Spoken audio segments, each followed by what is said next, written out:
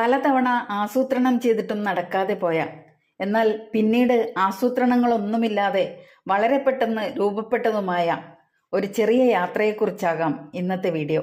തമിഴ്നാട്, കർണാടക എന്നീ സംസ്ഥാനങ്ങളുമായി അതിർത്തി പങ്കിടുന്ന മൂടൽമഞ്ഞു പുതഞ്ഞ മലനിരകളും തടാകങ്ങളും നീരുറവകളും പുൽമേടുകൾ നിറഞ്ഞ താഴ്വരകളും വെള്ളച്ചാട്ടങ്ങളും ഹരിതവനങ്ങളും കൊണ്ട് സമ്പുഷ്ടമായ സഞ്ചാരികളുടെ പറുദീസയായ ഒരു ഹിൽ സ്റ്റേഷൻ.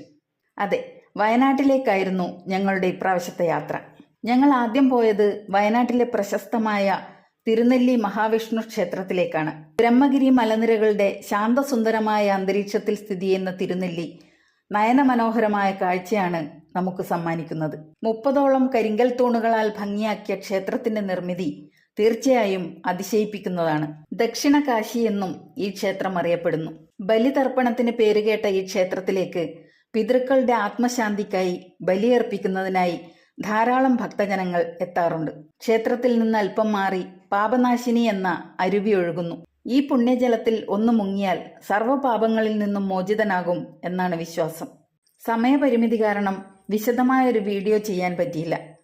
വയനാട്ടിലേക്കുള്ള അടുത്ത യാത്രയിൽ തിരുനെല്ലി ക്ഷേത്രത്തെക്കുറിച്ച് വിശദമായൊരു വീഡിയോ ചെയ്യണമെന്ന ആഗ്രഹത്തോടെ ക്ഷേത്രത്തിലെ ആളുകൾ സ്നേഹത്തോടെ വിളിച്ചു കൊണ്ടുപോയി വിളമ്പിത്തന്ന ഭക്ഷണവും കഴിച്ച് ഞങ്ങൾ അവിടെ നിന്നും യാത്ര തിരിച്ചു.